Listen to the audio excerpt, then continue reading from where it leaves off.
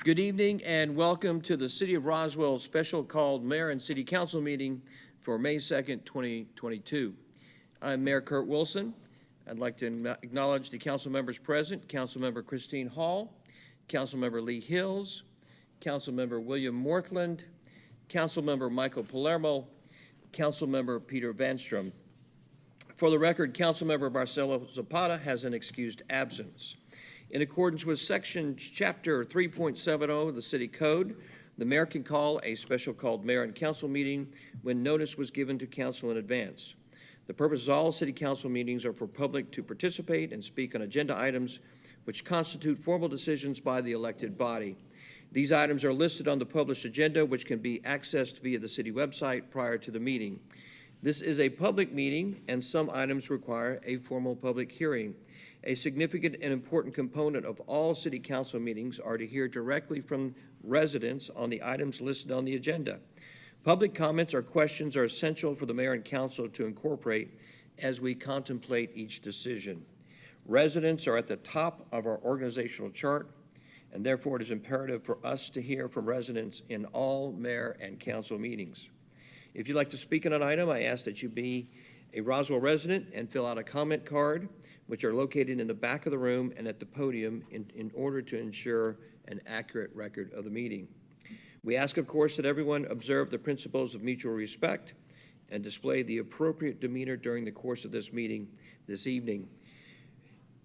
As mayor, I am presiding officer of the meeting and will ensure the orderly exchange of comments, questions, and discussion, leading to decision-making by the elected body.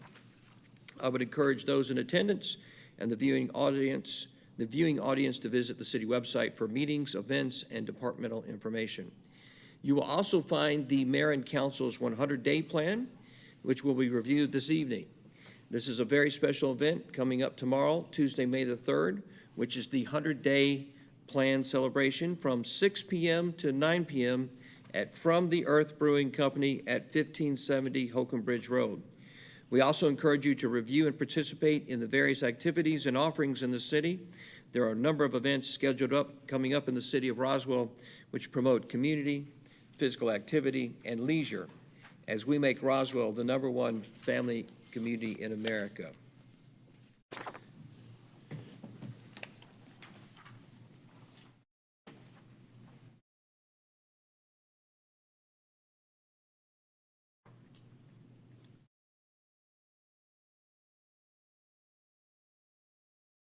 So am I on? Okay, so tonight, since it's a specially called meeting, I didn't ask anybody to come do a prayer, so I'm going to do the moment of silence and the invocation, and it's going to be a tad different. So with that, may the Lord be with you. And also with you. And I ask you to join me in this most simplest of prayers with me. Our Father, who art in heaven, hallowed be thy name. Thy kingdom come, thy will be done, on earth as it is in heaven. Give us this day our daily bread, and forgive us our trespasses, as we forgive those who trespass against us. And lead us not into temptation, but deliver us from evil. For thine is the kingdom, and the power, and the glory, forever and ever. Amen. Thank you. Now, if you'll join me for the Pledge of Allegiance.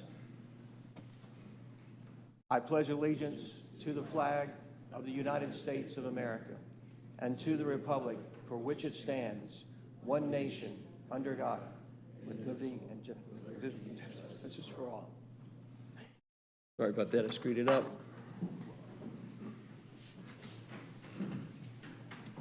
We have some special guests coming this evening, and they are not on the agenda, and I can't wait to celebrate them. So I'm going to skip to the next part of the meeting.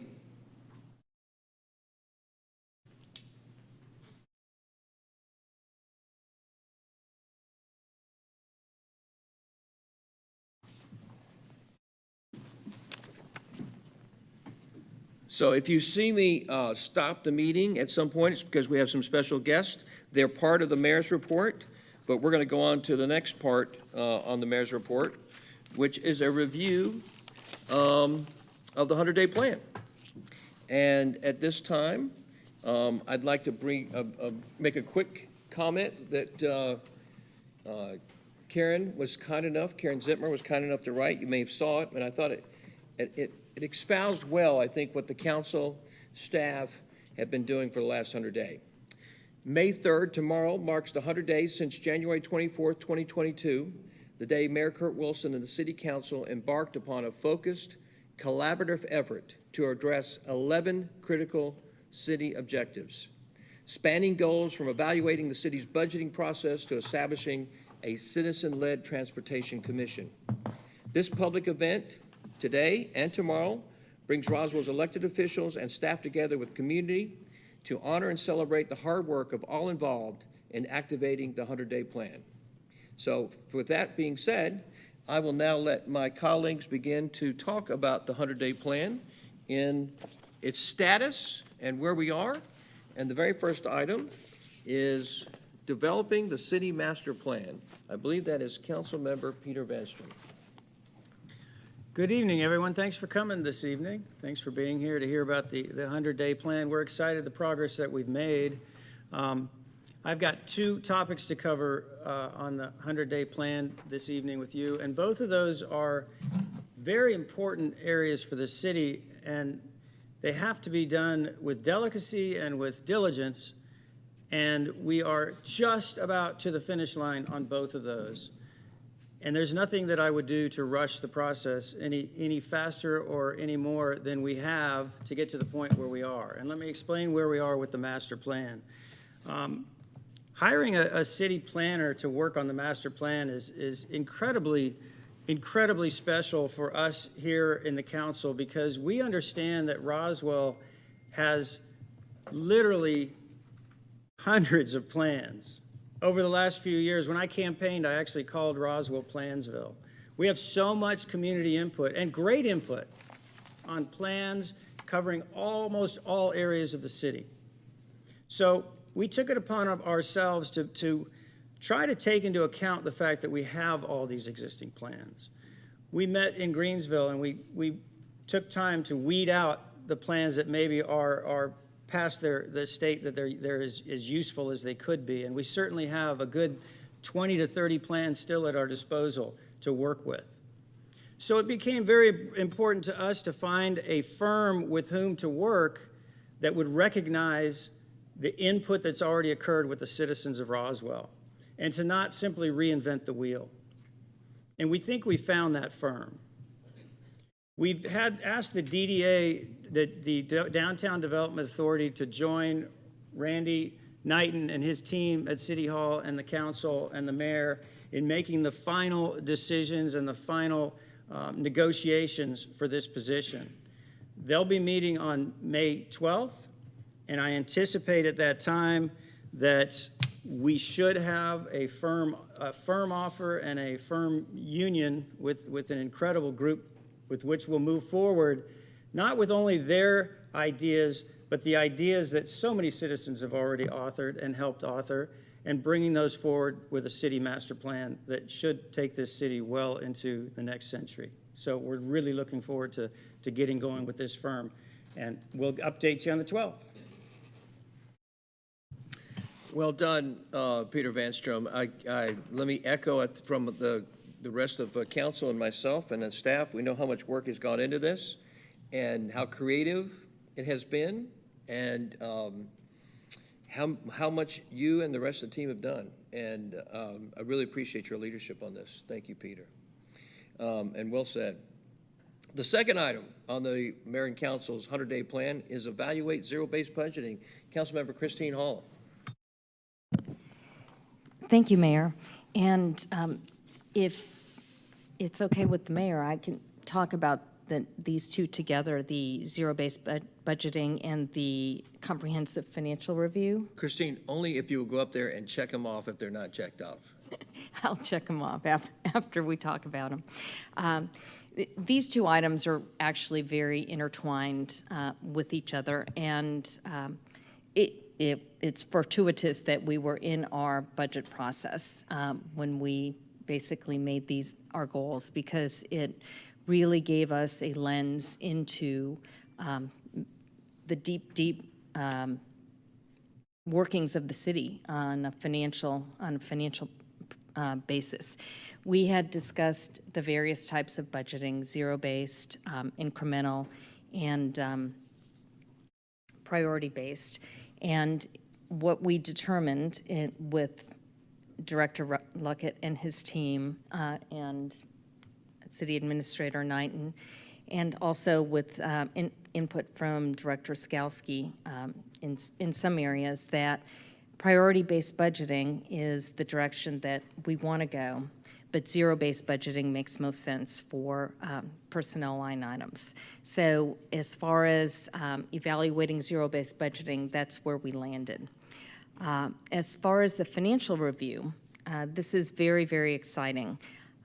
This is something that needs to be ongoing, and in private sector is more or less an ongoing process. It's not done one time and then shelved and not looked at again. You want to review your performance, review metrics, and that's what we have begun, we have implemented. Just in the first 100 days, we have actually brought in 2 vendors that provide services to us, and between those 2 vendors and some identified staff savings, on the expense side, we are able to identify $1.2 million in ongoing savings. And that's just in 2 areas that we've touched on. And that's great work from Director Luckett, Director Skalski, and Randy Knighton for really, and their teams for really working on that. We do have other areas, we're potentially looking at another $3 to $4 million, but that's something that'll have to be adopted with the budget. And as Director Skalski moves into his role as Director of Innovation, we are going to continue to really look at the city from a blank slate standpoint and look at the most efficient way we can structure the city, look at opportunities for more savings. There are many, many opportunities that we can look at, and opportunities to really become more efficient, save money, and pass those savings on to our residents and give them a better city. So that is the update. Thank you, Councilmember Christine Hall. Thank you for your leadership on everything you've done in the last 100 days on evaluating our budgeting process and looking at seriously and incorporating the zero-based and priority-based budgeting and the comprehensive financial review and where we are and what we have and what you have gotten done and what the rest of the team's gotten done. By the way, those are checked and executed, are they not? Yes, sir. Would you be willing to check those off up on the big board for us? Sure. I will let you go do that if you got time. Might as well. You got a marker? We did have a marker, and I was looking for it. I think I misplaced it. Here we go. Mr. Vanstrom has it.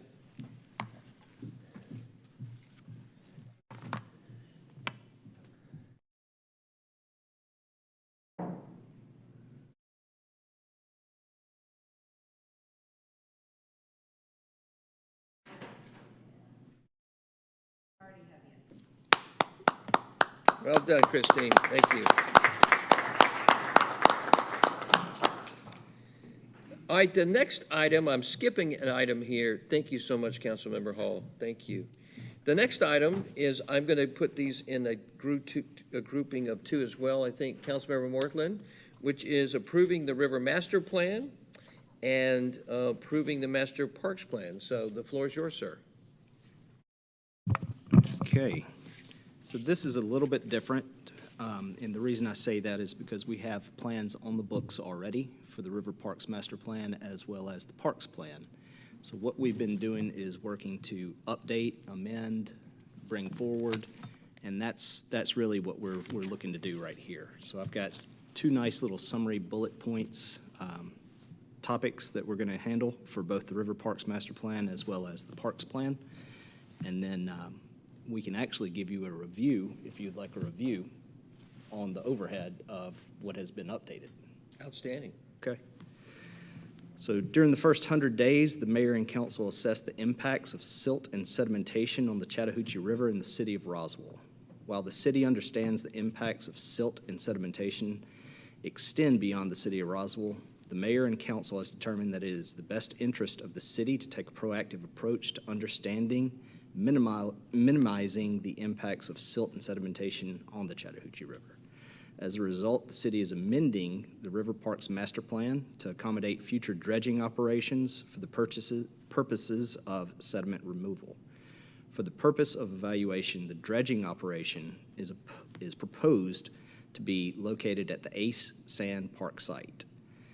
In April 2022, the council directed staff to evaluate the operational requirements as well as the park impacts through the development and execution of a dredging mining feasibility plan.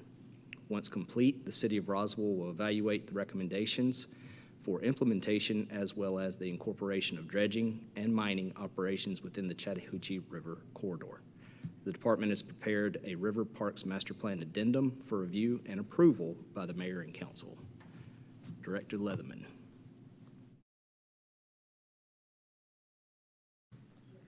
Looks like Dan has hijacked your presentation, Jeff.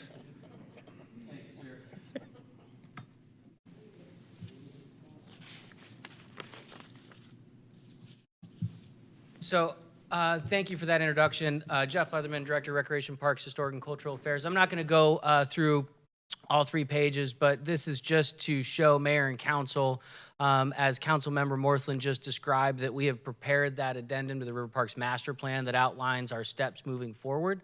The sections in which that the silt and sedimentation plan and the feasibility study may impact the currently adopted master plan, and how we're going to lay out that scope of work over the next probably 3 to 6 months as we work on the feasibility study as well as ASAN Phase 1 and 2 and the impacts associated with that.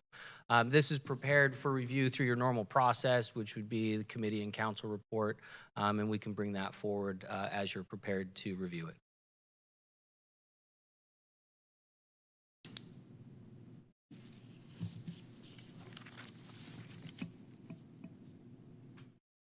Ready?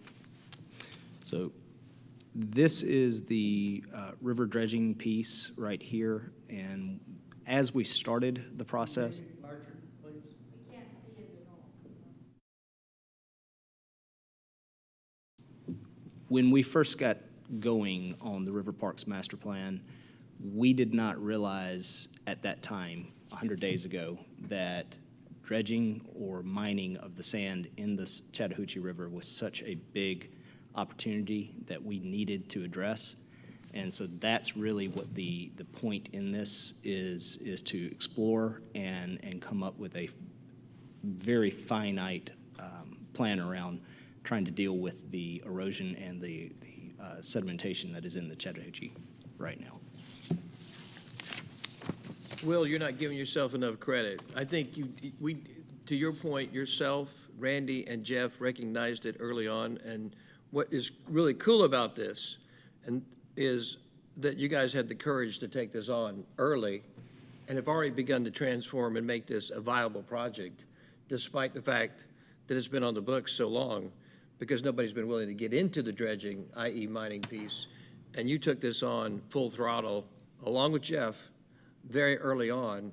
And we are Jeff, what's the timetable? We're close on this. What's the timetable? So Mayor and Council at the last committee meeting authorized the feasibility study. We're working through one element of a scope of work as it relates to future operation of that mining operation itself, so an operator. And we're anticipating around the August and September timeframe to have everything scoped out and understood what the footprint of mining operations would take at the ASAN site. And that's the biggest influence. Is we don't know yet at this time, are we taking up an acre, a half acre, a quarter of an acre in order to stage the appropriate level of work to impact the Chattahoochee River. Once we answer that question, we'll be able to understand better what the impacts to the project are, what the impacts are to the park design. And that should line up with our current permitting process, which is currently scheduled to go through the summertime, and we anticipate receiving permits from the Corps on and around that same time. I want to say something, and I hope that my fellow residents hear this, because this is where government is actually working and often where you think it's not working. Perfect example. It'd been real easy, and I think a lot of times government is guilty of this, to say, hey, we're going to do something, and then do it, and not be responsible to the long-term consequences of the river and to the project itself. And this council and staff quickly recognized that they could do this project, but the right thing to do was to find out a long-term solution for the mining slash dredging slash mining, and that not only for this project, but for the river itself, all the stakeholders. And so there's a reason it hasn't been tackled, is because it's really hard. And you guys have attacked it with great gusto, and you're going to solve it, and you're going to solve it fairly quickly. So I'm very proud of this council and staff, for one, staying true to their guns of pursuing this, two, close to making it a reality, and three, doing the right thing, which is finding a real long-term solution so that we can have the River Master Project be manifested in the form it's supposed to be in, not just phase 1 and 2, but the other pieces of the equation that we'll bring in once we solve for the mining and dredging. So I'm proud of y'all. I think you've done right by us as fellow residents. Thank you. Thank you, Will. Sir. Moving on to the park plan. All right. The Department of Recreation, Parks, Historic, and Cultural Affairs has completed the executive summary of the 5-year Parks Master Plan, which includes a synopsis of findings based on input from the community, mayor, council, and staff. Following the review and approval of the executive summary, the department will finalize various supplemental attachments and action items. The executive summary includes samples of supplemental attachments for reference, including: Number 1, Facility Condition Assessment Report, which will contain the detail and cost estimates of necessary park maintenance and repairs throughout the next 10 years. Number 2, Service Gap Analysis, maps and recommendations for future facility investments. Number 3, Implementation Plan for each division of the department, including aligning the goals of the department to implement the goals of the council's recently adopted city strategic plan. We have a 41-page report here that is bringing forward the 5-year master plan. Director Leatherman. And I promise that most of the pages are maps and not 41 pages of words. I'll scroll through. It is not meant to go through page by page, but there's a couple of highlights that I do want to provide as it relates to the executive summary and the findings. And as you'll see, as I scroll down towards the bottom with the supplemental information, the feedback that we heard that this council well knows is that our parks are loved by our community, but they're tired in some ways, and they need the investment from our community and the investment of this council and the care from this council and from our community and staff to perpetuate them for another 30 and 40 years. We also have a number of niche programs that our community would like to see continue to grow. Trails connectivity is one of those on the top 5 as well. And I've had a number of conversations just in the last 100 days with this council about that intent of how do we connect our community not only to each other, but to our parks and facilities and commercial corridors. That is articulated not only in this plan, but also is supported by our Bike and Ped Master Plan. And our parks are very well situated. We do have some work to do in some of our underserved communities from a park facility perspective. And we have some conversations that Councilmember Morthland and I have had over the last 100 days as it relates to Dottie Gardner Park and Liberty Square Park and other locations that we can look as opportunities for redevelopment of existing parkland. And I think the key is tying those implementation measures back to this council's strategic plan. And that's the work that we've been doing over the last really couple of days since that's been adopted.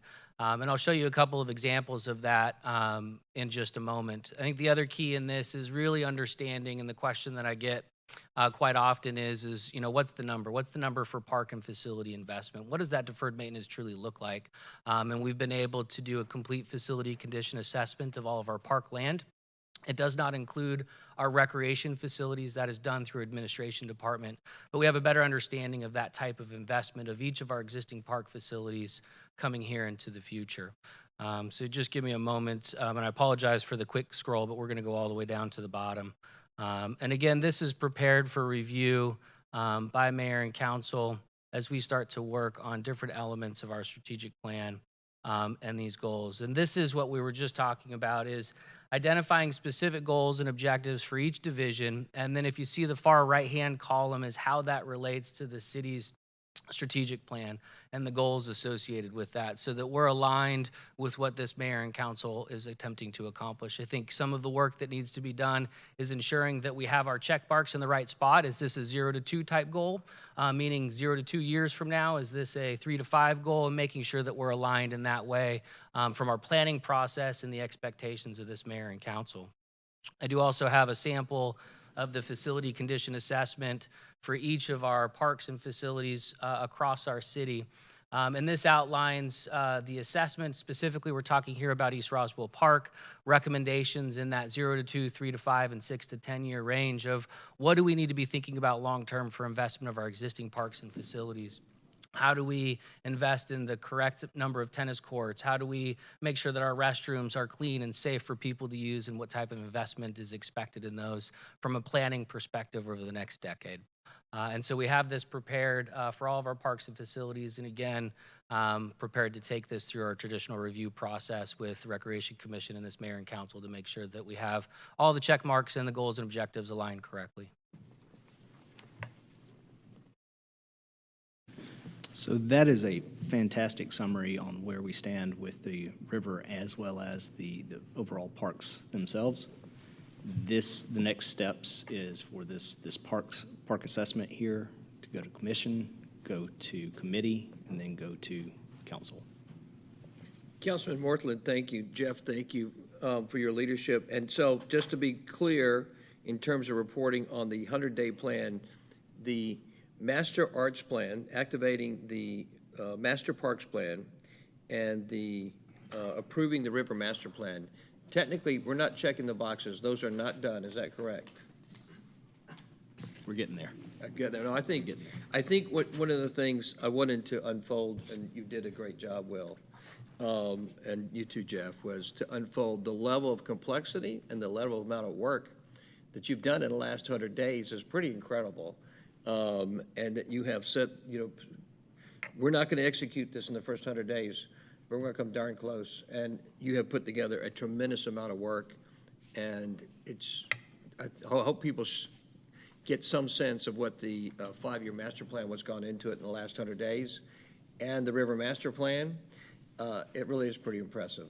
Well, Director Leatherman and his team have done a great job at doing this. So my appreciation to them.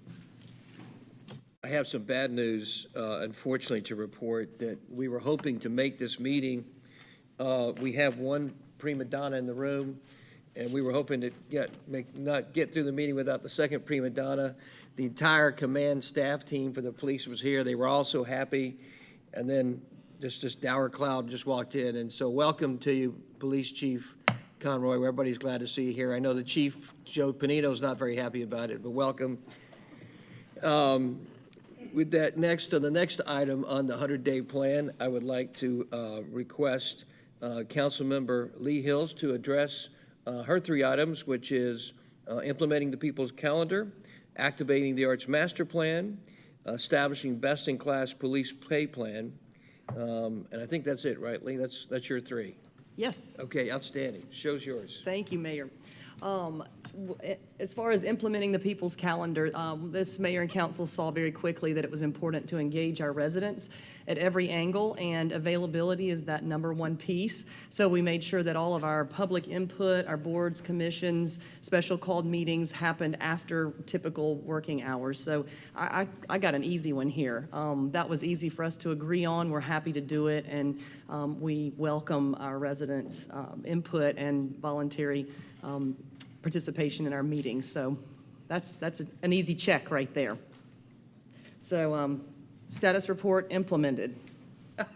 Well, please check it when you get done. I will. As far as our best-in-class police pay, with the collaboration of our police chief and deputy chief, we were able to very quickly understand how Our pay does not stack up with our sister cities. It's unfortunate. It's something that I've been aware of for several years, and it became blatantly clear during the pandemic, where we were losing some of our finest to our neighbor cities and otherwise. So that was a top priority of ours, Ms. Mayor and Council, as we were meeting post-election, pre-swearing in. It came up regularly. It was important. We've talked to people in our circles and our neighborhoods, people that maybe we do or don't agree with every day on certain things, but everybody has been very supportive that we've spoken to about making sure that our public safety, our police department is appropriately compensated so that we stay at the top of the list. We want to have the finest come to us. That's a mandatory, non-negotiable status report, awaiting budget approval, and I'm delighted to say that, Mayor. Thanks for your leadership on that. You have been a big part of this. Absolutely. You've made a big difference and have helped lead the charge. So thank you for everything you've done. Certainly. It's really made a difference. As far as the Activate the Arts Master Plan, that's been really fun and challenging at the same time. As you can imagine, that's such a subjective topic in this city or anywhere else. We have done a lot of collaborating with other organizations here in the city of Roswell. Of course, Roswell Arts Fund has been an integral part of this city, trying to get off the ground for some years to put an art plan together for this city. We've also been speaking with our own cultural arts department and the Roswell Fire Labs. We've got a ton of talent here in this city, a lot of things that we'd like to see go along with, coordinate, and be very deliberate in the way that our city master plan comes together over time, how our economic development launches under this mayor and council's leadership, and that we're not going to bolt out of here like a rabbit. We're going to be very deliberate, careful, gain input, and try to break down some of the barriers of competition within this city for a stakeholder position in our arts, but more so have a community working together so that we can represent what this city really stands for historically, innovatively, and creatively. So we'd like to be that spark here in Roswell that somebody might sit and read and find out historically what this item means to the city, and another might be inspired to go do something when they see or experience art in the city. So stay tuned for that. It is activated. It is working. We still have work to do, and I think that'll be ongoing. I don't know that we'll ever be completely satisfied there, but there's so much room for opportunity, and just want to let you know we're going with it. Very exciting. Well, Lee, it is hard to explain to people, to our fellow residents, how much you have gotten done on all three of these items, but the last one, there's been a lot of talk about art in this city, a lot of planning about art in this city for dozens of years, literally. And in 100+ days' time, I think you've delivered more on getting it done in a real way that's going to show up in the city, and it's really impressive. So thanks for your leadership. So I'm going to let you take the marker wherever it is, and what boxes you got to check. Can you go up there and tell us what boxes you're going to check on the Mayor and Council 100-day plan? I'm checking the people's calendar. I am going to check police department best in class pay with a $ next to it indicating we're awaiting budget approval.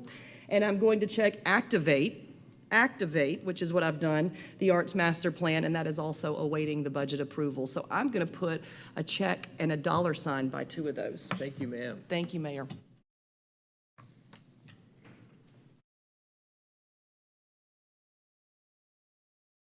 I know they're hard to find, aren't they?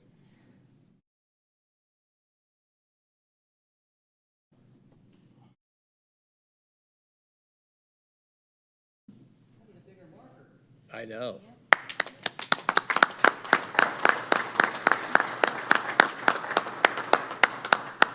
Well done, Councilmember Hills. Thank you so much. Well, you know, there's an old saying, it says leave the best for last, but in some cases, since it's Mike Palermo, we're going to say go leave the worst for last. Sorry, Mike. Look, I can't believe how many notes you got there. We're going to be like an hour presentation ahead of us. But I am excited for everything you have done. You have been, on these next two items, amazing on establishing the Oxbow Road Action Plan, creating the Transportation Commission. So fun stuff for you to take us in on the 100-day plan. Excellent, Mayor. I appreciate it. Thank you. And so, first of all, mention what you mentioned first, Oxbow. I appreciate you gave me one that flies under the radar. Most people haven't heard of it. No one's probably noticed it. So thank you for giving me a low pressure deliverable for this community. But all joking aside, certainly, very important. As most residents are aware, late last year, Oxbow was not really making any progress. It was truly at a standstill. Some land agreements needed to be renegotiated. There was no plan or timeline to fill in the hole. And so, it just really was at a total standstill. And that's why it's so important that this mayor and council prioritized creating a plan for Oxbow to restart the project and make sure we don't just have a pit at Oxbow, and also to make sure the project is more focused on residents' quality of life.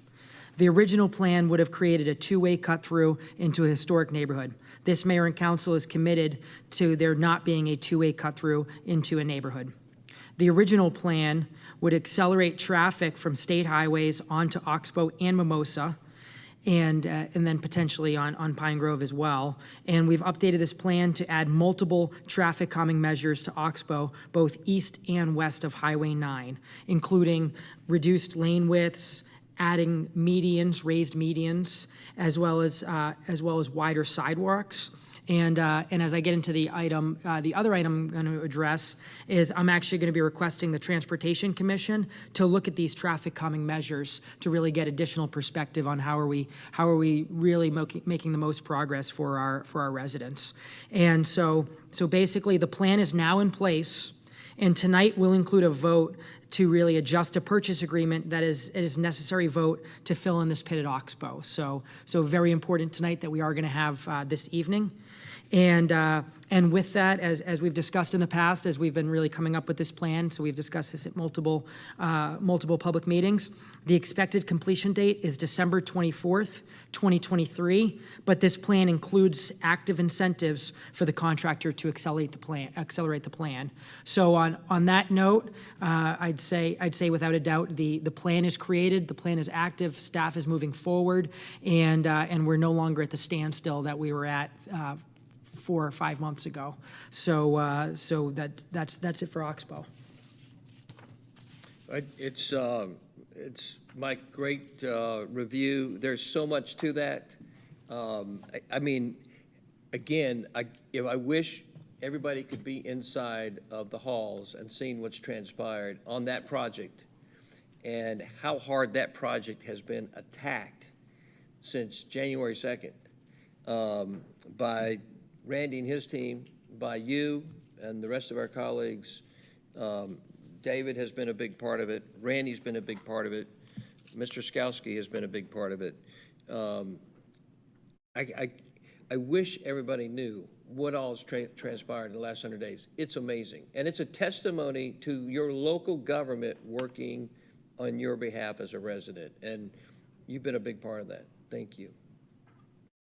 Thank you, Mayor. I appreciate it, and definitely great team effort. And again, just knowing there's certainly a number of aspects that are not ideal, but just bottom line is that we're going to move forward and not have the pit there. But moving forward on, I think, a real positive one that I think will be a great opportunity and voice for residents in additional public meetings is our Transportation Advisory Commission. So nationwide, we see that traffic engineers often focus on how can a transportation project move as many cars as fast as possible. It's definitely an understandable goal, but it's not the best in 100% of situations. For example, in people's neighborhoods, pedestrian areas, or when it's inviting more cut-through traffic through our community. A Transportation Advisory Commission will give the mayor and council a second set of eyes with a resident perspective. So in 2020, this was actually proposed and there wasn't majority support. So a compromise was a commission for the aesthetics of the Gateway project on Highway 9 would be created, and that was created, and they did meet and definitely appreciate all their input and their contribution. This commission, I think, is really very different and a big step forward in the sense that it will be really all-encompassing for advising the mayor and council through public meetings And it's really very similar to how we already have a planning commission for development. I think there's a lot of good reason why residents will benefit from this additional commission and these additional public meetings. So tonight, we will have a vote to create our city's first Transportation Advisory Commission. If approved, then next week's council meeting will have a public vote, hopefully, on populating this commission. And also, another benefit, in addition to the fact that by having this Transportation Advisory Commission, that we'll just have more resident input to mayor and council when ultimately staff is here presenting projects. That's one big benefit. Another big benefit is really just great additional opportunity for residents to view the different transportation projects that are going on. So today, very often, a resident's opportunity is going to be at the committee meeting and then at the city council meeting. And then so the city council meeting is where they'll give public comment and share their views, different ideas, et cetera, as the most common approach. By adding this Transportation Advisory Commission, that's going to create a Transportation Commission meeting where residents will have the opportunity to actually come and watch these meetings and see ahead of time what transportation projects are being worked on.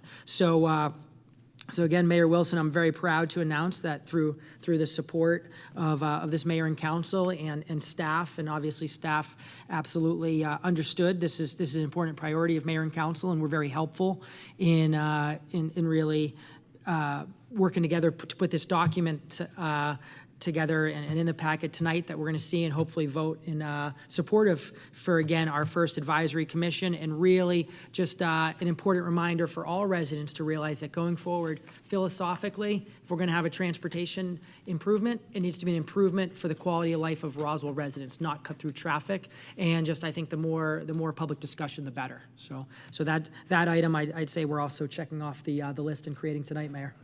Mike, that was a great description of the Transportation Commission, and you have been a leader in this thing since over a year. You've been talking about this, and thanks for leading the way of helping to make this a reality and having the overreaching guide.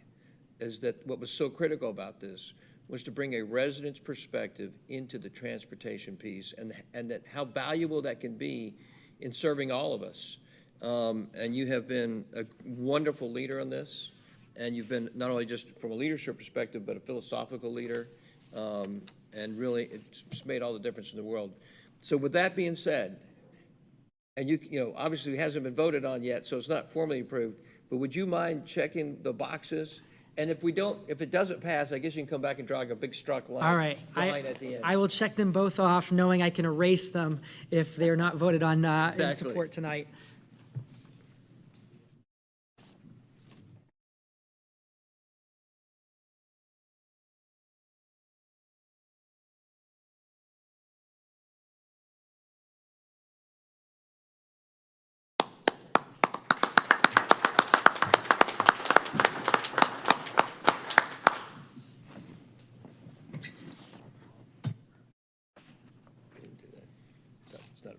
So I'm going to make sure I'll make sure I'm right about this. I don't want to screw this up.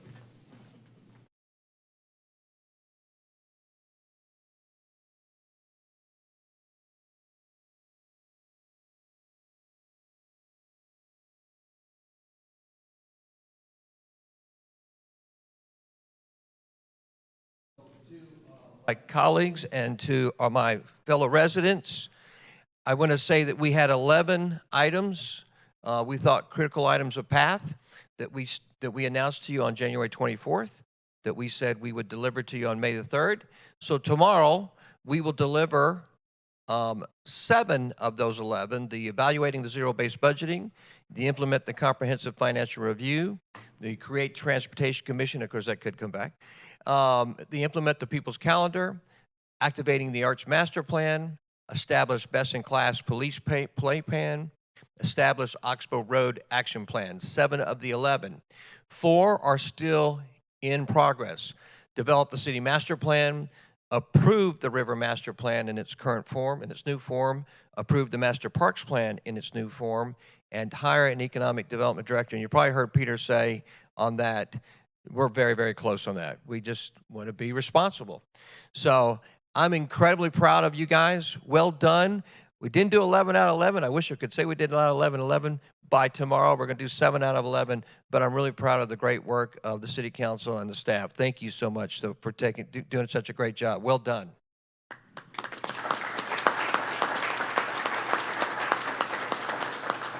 So I'm going to take, there's one item that's not on your agenda on the mayor's report, and I guess one of the best things about being mayor is you get to find out really cool stuff that's happening in the city, and you get to share it. And so I want to share with you something really cool. Some of you may love golf, some of you may hate golf, and some of you may not care about golf. But what's interesting is that there's a group, this is the Creel Golfing Society in Creel, Scotland, that is the 7th oldest golf club in the world. And they have a reciprocal match with Brookfield Country Club here in Roswell called the Walter Hagen Cup in a rider-style format. So what's interesting is right here in Little Roswell, Georgia, unlike any other place in the United States, there's a club, just a regular club called Brookfield Country Club, that has a reciprocal Ryder Cup match every 2 years with the 7th oldest golf club in the world, the Creel Golfing Society. So I've asked one of the former captains of the Brookfield Country Club, my friend Alan Boyles, to come here and join me. I've asked the current captain of the Creel Golfing Society, who's here now, from Creel, Scotland, Max Bailey, and old friends Frank Gloag and Neil, the great golfer, come up here and I'd like to read a short proclamation from Roswell. So come on up, gentlemen, all 4 of you.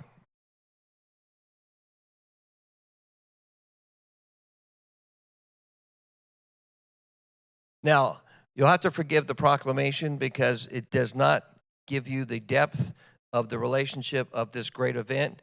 But for those of you who know what the Ryder Cup is, it's a big deal.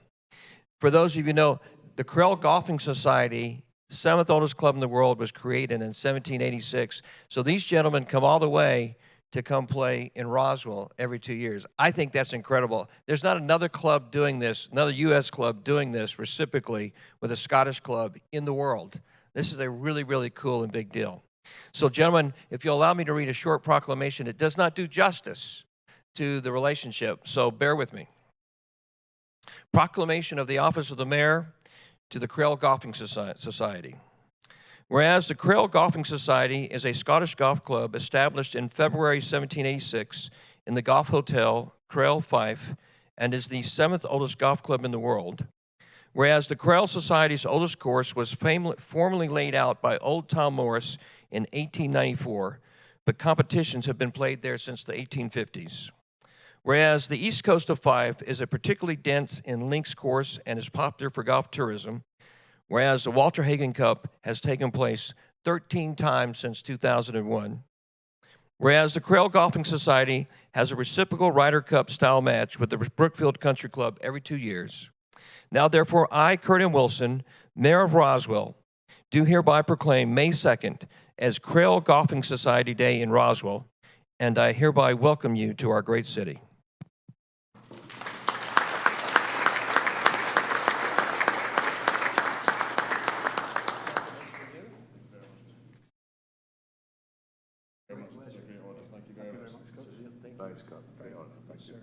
Captain, Max, would you like to say anything, sir, to the folks of Roswell? Absolutely. Mayor Wilson, ladies and gentlemen, on behalf of everybody at Creel Golfing Society and over in Scotland, I would just like to express our utmost gratitude for this proclamation today and for having a day named after Creel Golfing Society. That is a very humbling prospect and an honour, so thank you very much indeed, Mayor. Roswell's been a very important part to our club back in Scotland.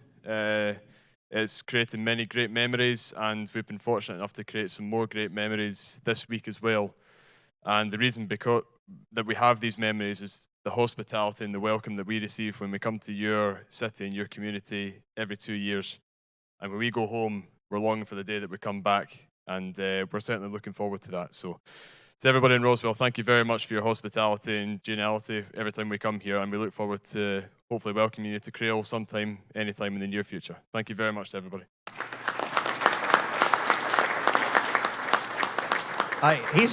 He's not lying to you. If you're from Roswell and you go to the Krell Golfing Society, which is gorgeous, it is spectacular, it is unbelievable vistas, it's incredible, you will be welcome as though you're a native son or daughter. Whoever you are, I promise, just say I'm from Roswell, and you show up at Roswell and at Krell Golfing Society, and you will be welcome like old family. These are wonderful people. Thank you so much for being here, and for Alan, for you being here. So thank you, guys. Let's get a quick picture. Kelsey, you want to join me for the picture?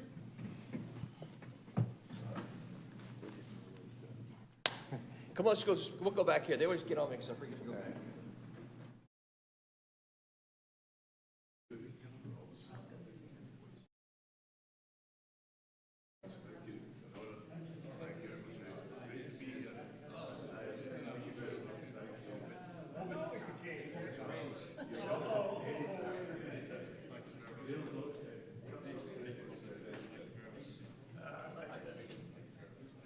Somebody's got to stand up top. Oh, you I didn't realize it. I thought you were up there.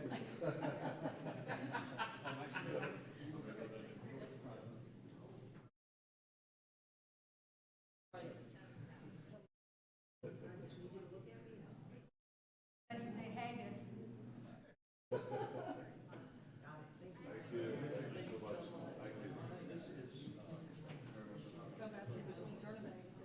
Yes, I've been to Greece, just with another friend, stayed with what's my family?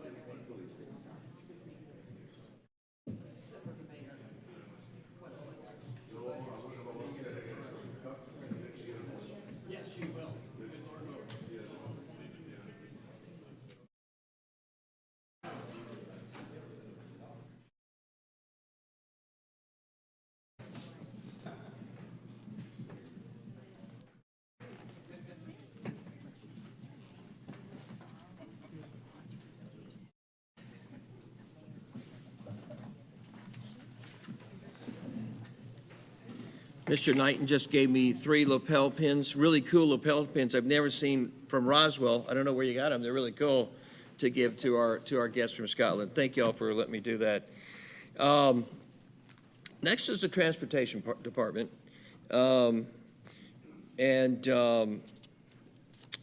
Both items under transportation are part of the 100-day plan. So, Councilmember Palermo, will you read the first transportation item? So I will do that, Mayor Wilson. So approval of a resolution to create the Transportation Advisory Commission and its bylaws. And before I turn it over to Mr. Skelski, I will remind this council that in order to have a Transportation Commission and have it created, it's really approving this tonight. So so I hope there'll be support for this, but certainly looking forward to a good dialogue with Mayor and Council, and of course, anyone in the public with any questions, comments, recommendations, et cetera.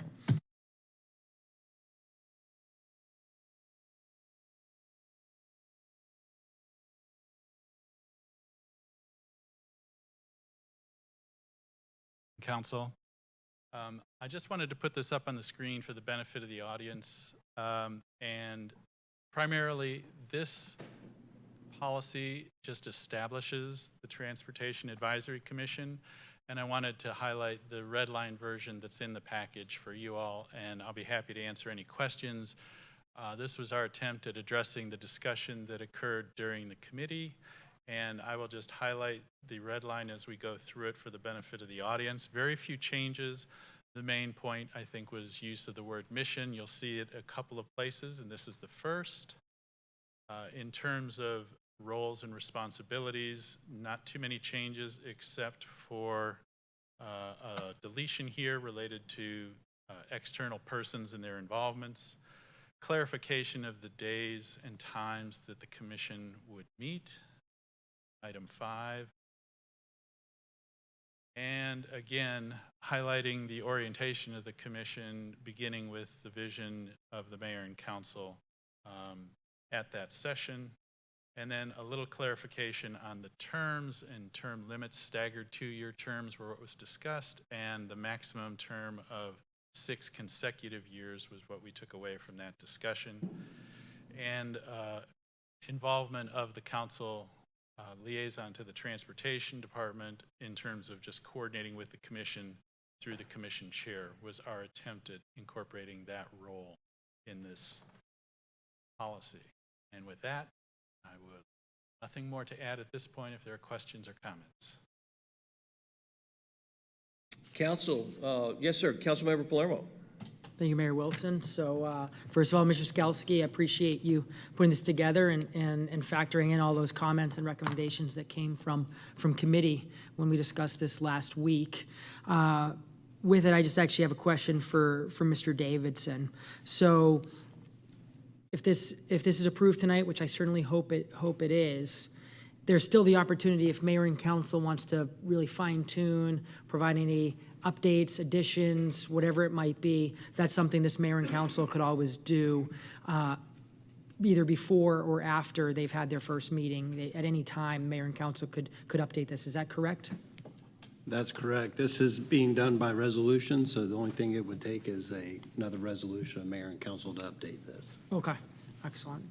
Thank you. Excellent question, Mike. Thank you. Any other comments or thoughts or questions from council?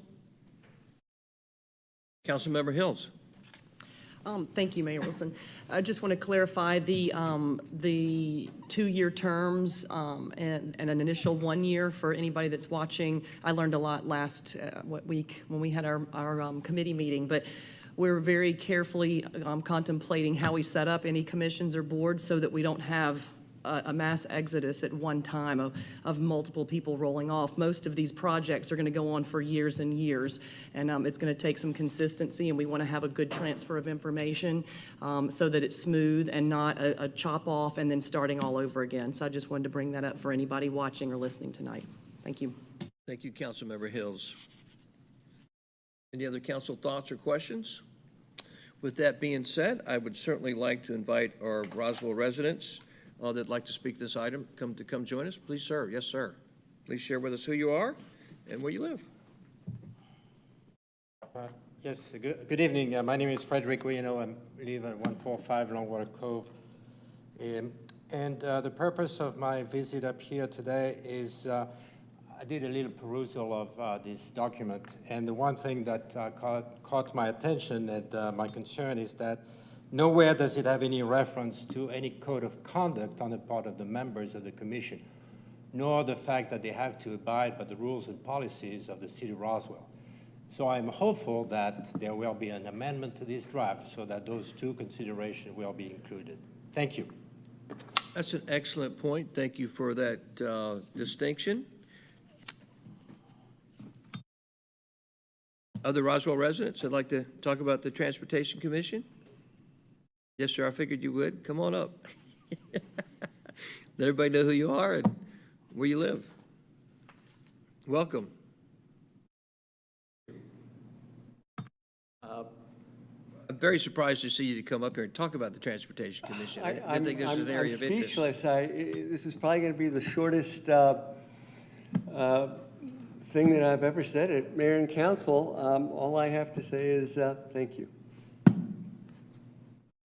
Thank you, Jason. That's Jason Yao, by the way, and thank you so much for saying that. What is it? What is the saying, Jason? Brevity is the wit of left me. What is it? We'll come back. Some Shakespeare. That's all the time, Janet, all the time. Anybody else would like to talk? Roswell residents on the Transportation Commission? With that being said, I'll take it back to council for any of your thoughts, comments, or questions on the Transportation Commission item. Councilmember Palermo. So I think definitely excellent comment. And so I guess, Mr. Davidson, my question for you would be your recommendation on how to best do that, because basically I referenced earlier we have the Planning Commission, and obviously the Planning Commission they're mentioned a bunch in the UDC because they're a review authority specific to the development covered in the UDC. And if I remember correctly, is the code of conduct for them there, or would that be somewhere else? Or I guess let me actually just rephrase that. What language do we have in the city for other ones that we could then just pull from that to add to this resolution? So all of our boards and commissions are subject to the ethics ordinance of the city.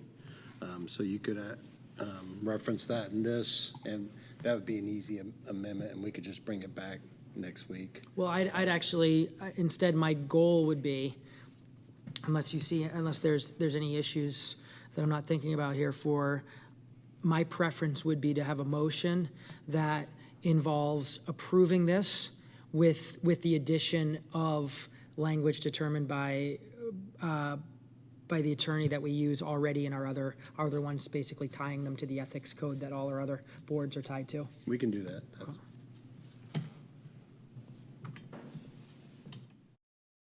Any other thoughts, comments, or questions? Thank you, council. With that being said, Councilmember Palermo, do you have a motion on the resolution and policy? Motion to approve item number 1, the resolution to create the Transportation Advisory Commission and its bylaws with the addition of language that ties this commission to our ethics code, just like our other boards are. Thank you, sir. Do I have a second? Second. Seconded by Councilmember Hall. All those in favor, please raise your hands. The resolution passes unanimously. Thank you very much, council. Councilmember Palermo, will you call the next transportation item, which is part of the Oxbow Action Plan? Item number 2, authorization for the mayor and/or city administrator to sign the amendment to the agreement between Vicary Creek Investments LLC and the city of Roswell. Mr. Skalski? Thank you, Mayor and Council. As mentioned, this item was previously approved as part of a blanket right-of-way agreement as part of the Oxbow Action Plan.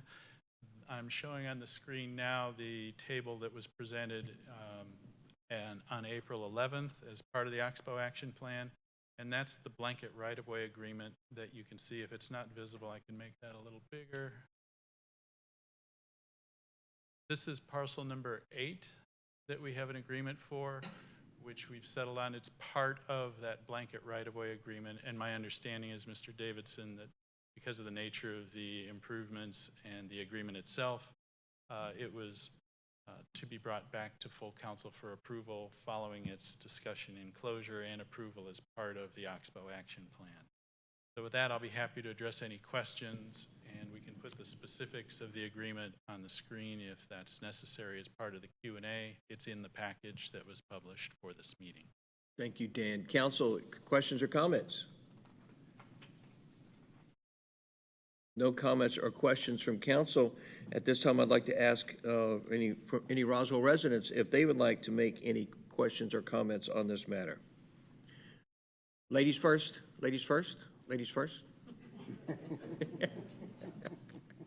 Sorry. Yes, sir, I know. Sorry. Welcome, Janet. Thank you. Okay, quick questions. Who in the world is Vicary Creek Investments? That's a new one. Who's the wizard behind the curtain on that? Where exactly is this land? Is this the old Hunt Shoe Repair Store? Because I thought we bought that before, but we have a habit of buying things 2 and 3 times. If I may, Thanks, as you Dan. go. So this Vicary Creek Investments is the owner of parcel 8 in the table that I just presented. There are multiple owners. The signatories on the agreement include Mr. Scott Gronholm as the Gronholm. managing Surprise. member of that Okay. organization. And it is where the shoe shop and Chippers Club. properties are. I thought we already bought that once from Mr. Gronholm. I remember that. We acquired easements and entered into agreement with Vicary Creek Investments. This is an amendment to that prior agreement, which makes a number of adjustments, in a large part replacing a portion of the old agreement with terms that we have worked out based on the current status of the project and our current requirements for its completion. So the bottom line for me is the bottom line. Are we paying them more money? We are paying a modest portion of that number that I showed you before. Well, we couldn't read that, Dan, so, I you can know. show you that if you would like. You know, That's it's perfectly just fine. very blurry, but I'm just, we keep buying land and we keep buying land for this darn project. And I think it's interesting that Mr. Gronholm, I've known him for a long time. I knew Chipper. We all knew the dad who owned all the land. Now they're Vicary Creek Investments. They have a new name. Everybody has a new name when they want to do business. So the I'm amount, just astonished that we didn't already own this land. no, So, none of Mr. this- Skelski, what I'd like to bring up, because Ms. Russell is absolutely right in the sense of she certainly remembers that in 2018 is when this agreement was entered into, so October 31st, 2018, which is certainly what you remembered. But Mr. Skelski, you mentioned from a monetary standpoint, it's my understanding there's no financial impact as stated here. So basically, is that the case, or is this amendment increasing the amount? there is no additional amount being approved beyond what was approved as part of the blanket right-of-way agreement, and the amount for this particular parcel, which I've put on the screen, is $175,000 for the adjustments to the agreement that we have made. And those adjustments have all been made based on changes to the impacts on the property that we have worked through as part of the Oxbow Action Plan. So let me get it clear, because, it's 175,000 more than the original, or is it 175,000 total? Because I thought it was 200 and some thousand change before. So now we're pushing $500,000 for a piece of property that's not as wide as that dais. I mean, are we like the cash cow for everybody that owns land on Highway 9? Because there's a lot of land I don't own that I'll sell you. So much land I don't own, I'll sell it to you at even lower prices. Every time we turn around for this project, somebody is selling us something at a higher price that we already thought we bought. For clarification, if I may, Sure. we did not acquire the entire property. We paid for access, rights-of-way, and easements. And those requirements have changed as part of the Oxbow Action Plan by necessity. And that is the reason for the additional $175,000 now. So are we buying this land for more easements, or are we actually gonna keep it forever? Because it's not a big piece of property between Chipper's Club, well, the Texican, and Hunt Shoe Repair, and the sign that said Roswell Hardware Store. It is not as wide as that dais. For Seems reference, outrageous. $15 million an acre is what we're looking at. there are a number of impacts that have changed, most specifically related to the stormwater obligations and improvements, and the improvements to the property that were to be made prior to under the old agreement, and now moving forward to complete the project.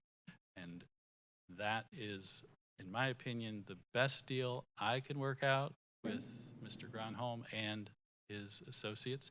And I think it's a very good deal considering what our options were prior to working out this agreement. So when you talk about stormwater management, are you talking about what they were supposed to do but didn't do, or what we are going to do now that we own it? What we are going to do on-site, off-site, and through the completion of the Oxbow project. The stormwater management, is that building where Hunt's Shoe Repair used to be going to be demolished? No, this has no obligations on that particular building. But we own it. An attachment here that I will, Something's fishy. Sorry, guys. Russell, I beg to differ with you. Yeah, on that I do point. too, Janet. That's why, if you look at the Gerard and Davis report, it is the first, if you will, exhuming of all the sins of the Oxbow police, right? Go back in time, when they allocated $3 million, right, for basically land acquisitions and easement acquisitions. I read the whole report, Right. Mayor, every page, That's what I'm saying. 41 pages. So on the very first project, they had already met their threshold.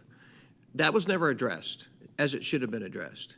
And so when we got into this full throttle, that's why we said, and that's why I was very proud of Dan. Dan put that Gerard and Davis report, put it in a spreadsheet, so you could see the sins of the city's acquiring of easements and property. And the one thing that's consistent, to your point, is that the city overpaid appraisal values, both from our own appraisal values and the potential, then the purchaser's appraisal value.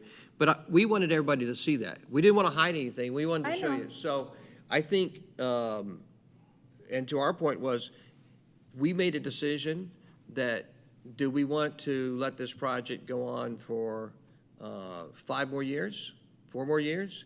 We didn't think that was in the best interest of the city. We also made the decision to say, what can we do to change this project based upon the scope of what's allowed by law in T-1 and what's allowed by law in the current permitting without having to go get new permits, which we figured arguably would be at least 36 to 48 months of delay of the project.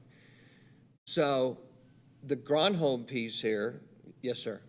No, when you're done, sir. No, go ahead. You're always much more wise than I am about this.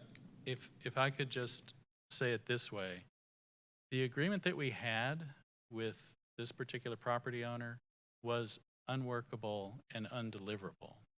And as such, it would have cost us substantially more to try to comply with our prior agreement terms. Okay.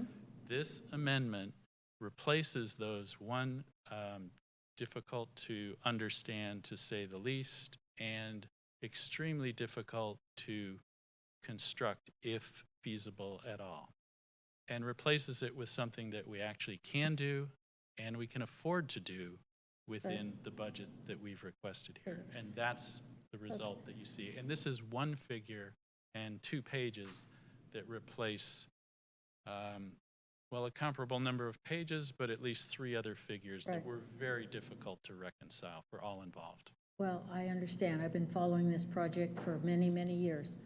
Well, I look at this picture that's up there. If you don't mind, I have one other question. Mr. Skalski, I see what looks like a traffic light at the intersection of Oxbow and 9. Is that correct? Yes, ma'am. Okay.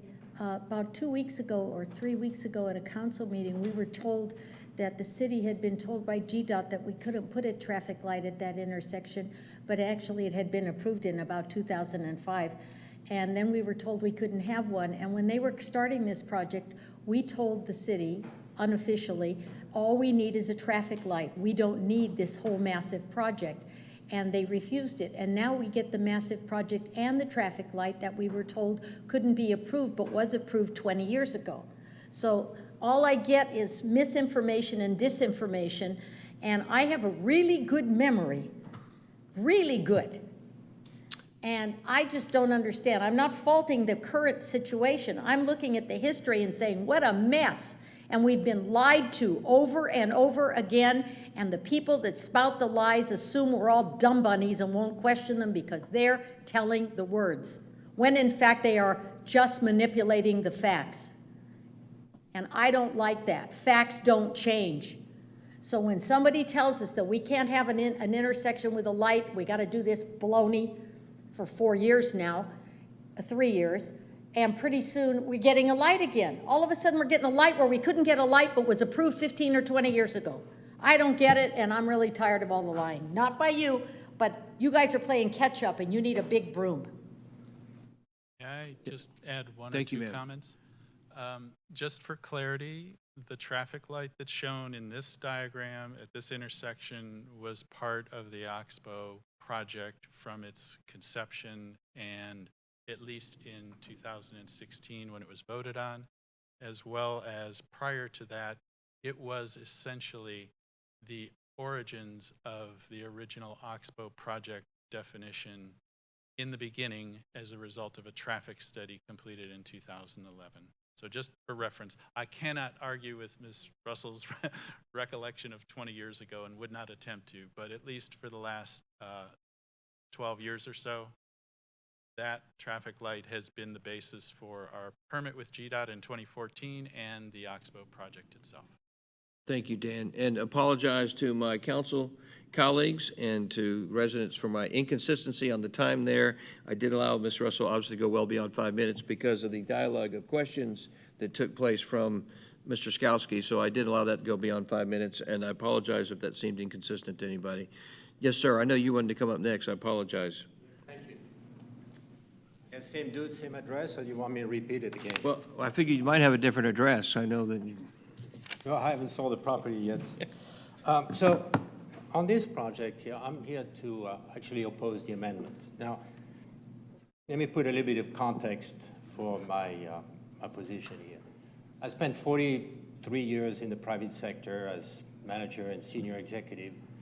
I can't recall in all those years a contract that I have asked to produce or that I have been given in which there was not a force majeure clause.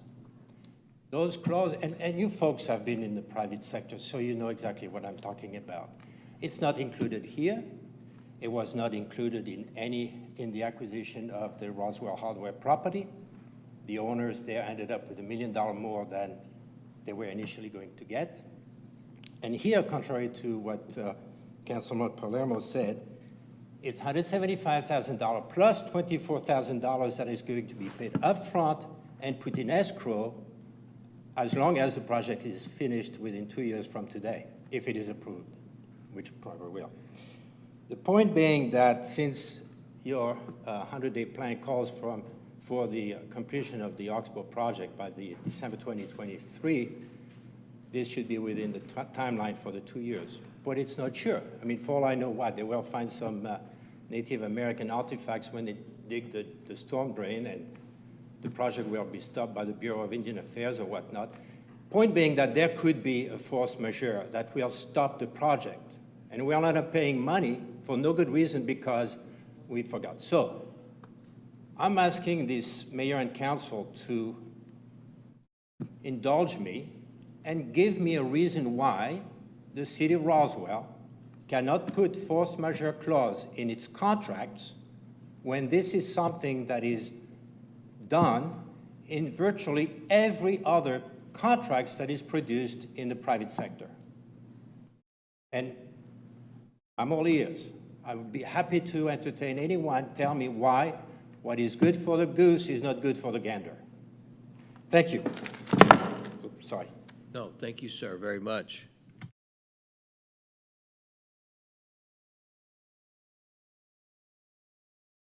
Mr. Davidson? So a force majeure is basically a clause that if something becomes an impossibility to do, neither party is subject to it. What we're doing here is we're actually acquiring easements. This is not a service type of agreement. We would still be required to do the stormwater, as you said, but in order to acquire property, I would not put in a force majeure clause into an acquisition of easement type agreement. It's usually when both parties are contemplating services or doing something. And this is, the other party is simply providing us easements. Thank you, Mr. Davidson. Any other comments, questions? Yes, sir. Mr. Yao, welcome. Well, as much as I appreciate your efforts to fix Oxbow in an expeditious fashion, I would have liked to have seen more of a meat cleaver approach taken to addressing the design of the project. And I understand, the constraints are, what was approved. And certain case law has been cited, and I'm just going to read a paragraph from that. And this had to do with a school issue on a SPLOST funding. We further hold that the board is bound by the SPLOST budget and account reports to complete all projects listed therein unless circumstances arise which dictate that projects which initially seem feasible are no longer so. In this regard, the governing authority has discretion to make adjustments in the plans for these projects, but may not abandon the projects altogether. There seems to be a wide latitude. If we were to apply this to Oxbow, we wouldn't be abandoning the project if we just connected Oxbow to the two-way portion of Pleasant Hill and called it a day. It's not abandoned, it's done. It's just not the full thing. This is as someone who drives through this intersection several times a day, most days, I find that since the Oxbow has been closed, the traffic moves better through this portion of Highway 9, it's safer, there are fewer accidents. And I've said this before, that if you're looking to improve safety in any corridor, the first thing you should be looking to do is to reduce left-hand turn movements, not increase them. And UPS has a proprietary GPS system that will reduce all the left-hand turns absolutely possible in directing their drivers on their routes, because they know that left-hand turn movements are where accidents happen. And now we're gonna have this big intersection that's got 4 left-hand turn movements in it. That's not improving safety, that's just raising the stakes. And I think there is the discretion with the way, precedent and language for SPLOST-type projects is the fact that you take out the intersection, you've addressed the intersection. There's not enough time here to, adequately parse it all out, but we would be much better served with Oxbow not connecting to Highway 9, not connecting to the Mill Village. That should be a multi-purpose path. I know there was concern about public safety at the end of Maple Street, and that's why we were told that this had to be done, that cut through. But the fact of the matter is there's already a pre-existing right-of-way from the end of Maple Street to Sloan Street that could have taken a full county spec road, and instead the city put a multi-purpose path there. That was a big mistake. Everything about Oxbow has been a big mistake, and I just wish that we could revisit this, because there's nothing safe about this plan. As it is, there's never been anything safe about it. It's never been an improvement. It's always been a scheme to funnel traffic from the proposed express lanes from Georgia 400 to Cobb County.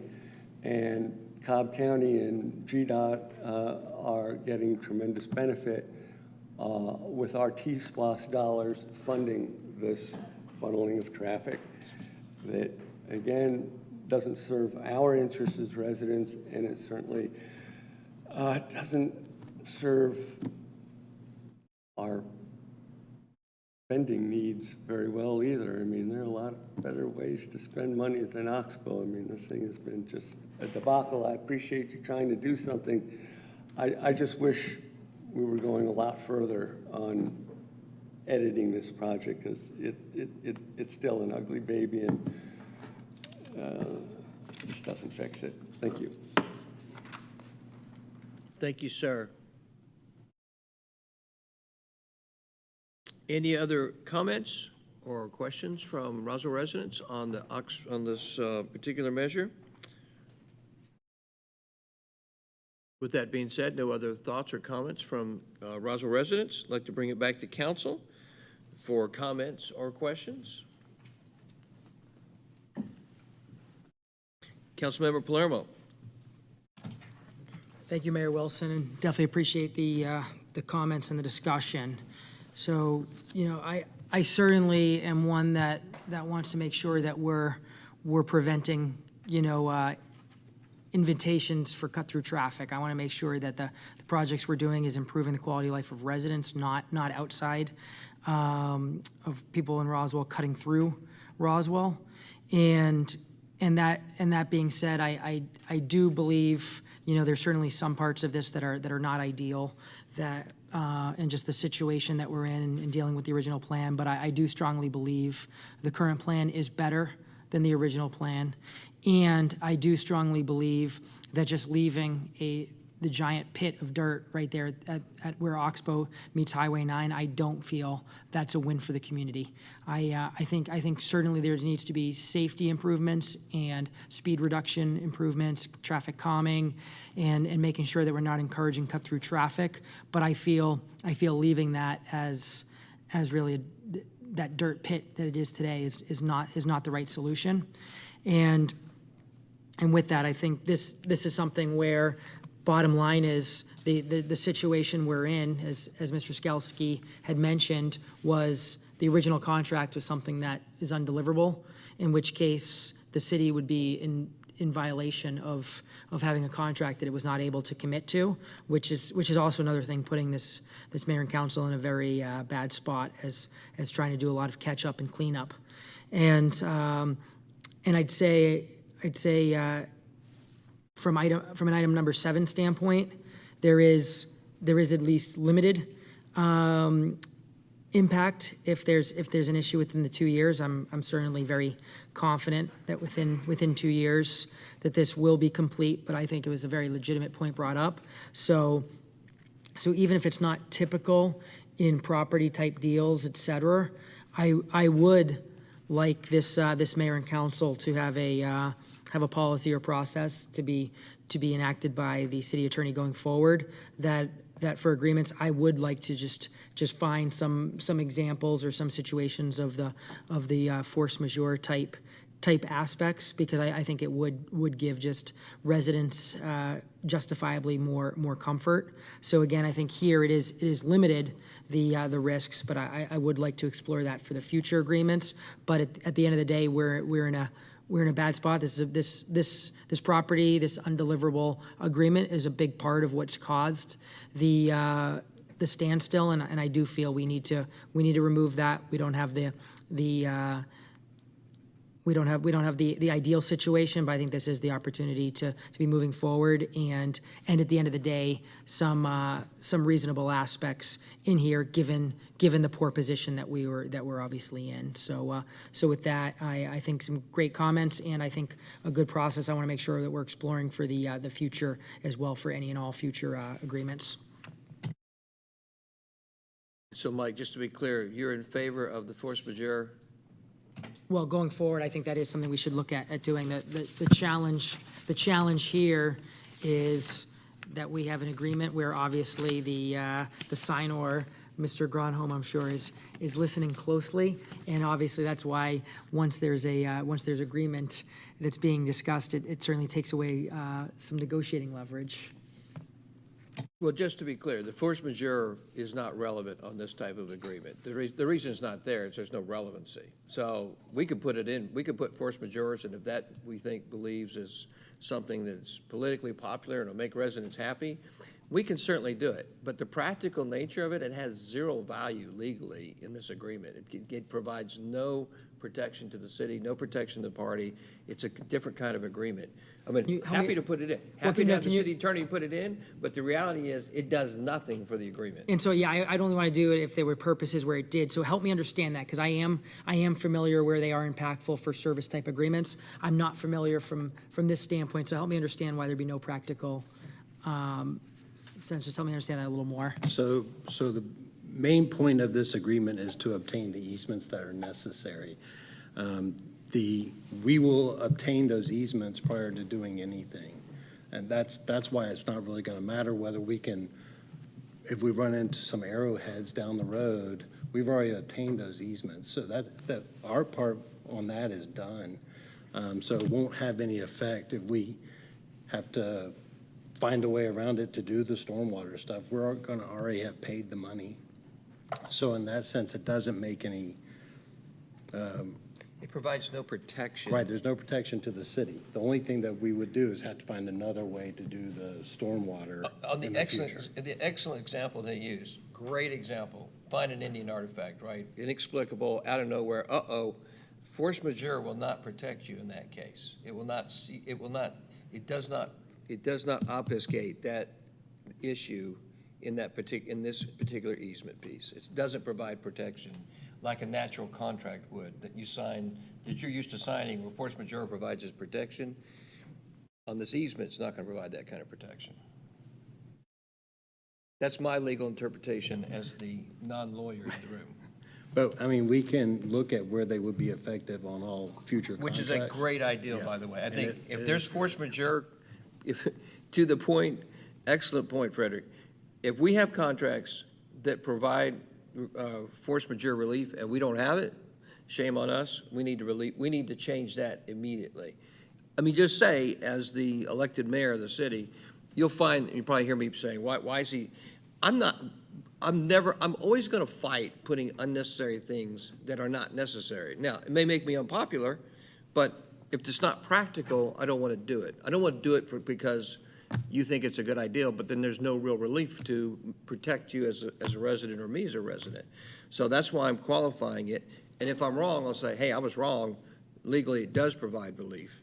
And we do need to put it in. And to your point, if we have contracts, David, and I guess that's an excellent question, if we have contracts that do require force majeure that we don't have, that needs to be remedied in the city, obviously, immediately, and that's a great point. I do think it's also relevant. I don't think it makes a difference in this particular case, and that's why it's not in there. Yes, ma'am. Councilmember Hall. Thank you, Mayor. Just moving on to a slightly different topic, and this question is for Director Skalski. Once the project is complete and we've satisfied our obligation under T-SPLOST and our contracts, will the city have an opportunity to adjust or address any issues that we may observe that start happening over the next few months? If there are city-owned streets that perhaps need to be changed direction or need to be amended or somehow, could you speak to that? Would we have those opportunities? Once the project is completed per our T-SPLOST description of its requirements, and those are fairly fundamental, it's completed per the project description that's been in place since 2016. The portion of the project that is local roads outside of the Georgia Department of Transportation's right-of-way, we still have local control of and can consider any modifications to those roads that this mayor and council sees fit. Thank you.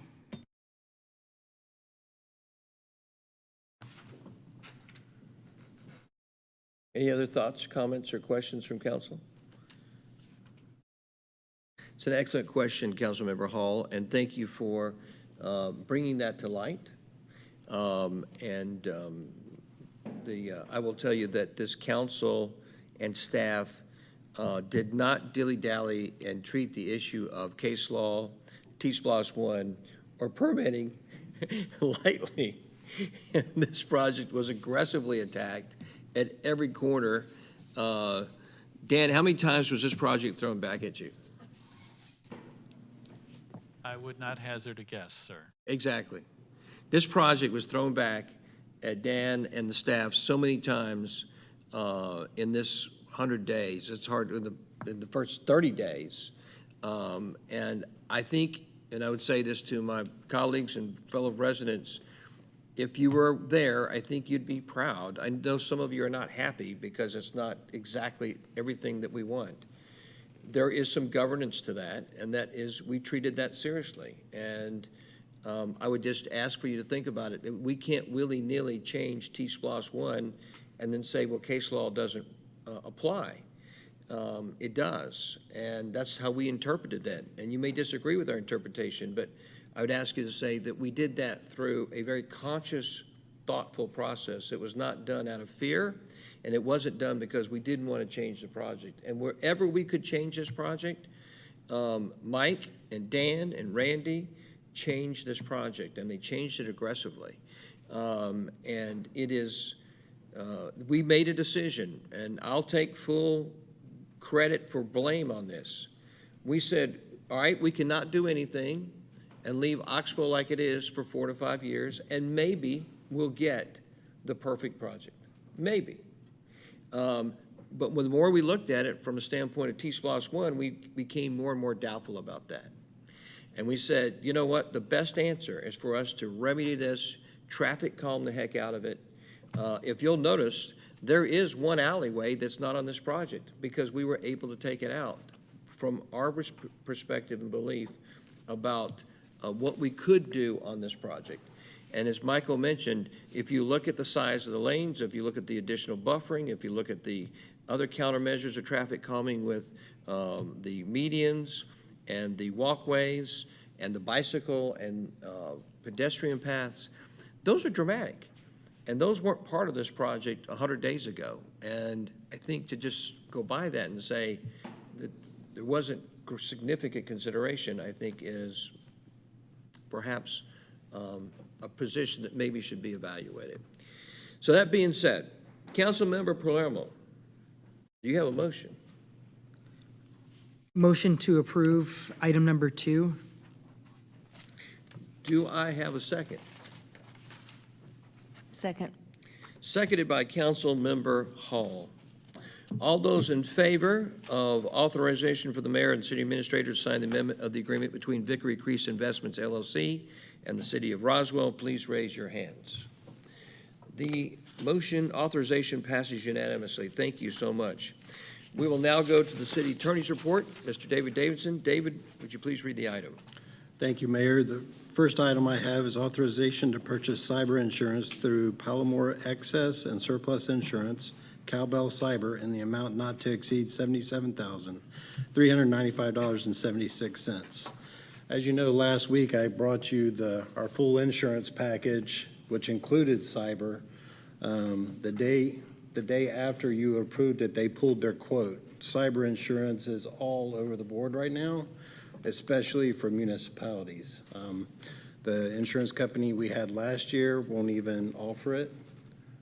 The one that had bid on it pulled it. They came back with a increase of up to $125,000. Cowbell was who we originally had brought to committee, but then we had come in with a lower offer, but they pulled that offer. So we are asking to get cyber insurance through Cowbell, and in this amount, we recommend approval. And you're asking for it immediately? Yes. Just to be clear. Yes. Yeah. Yes.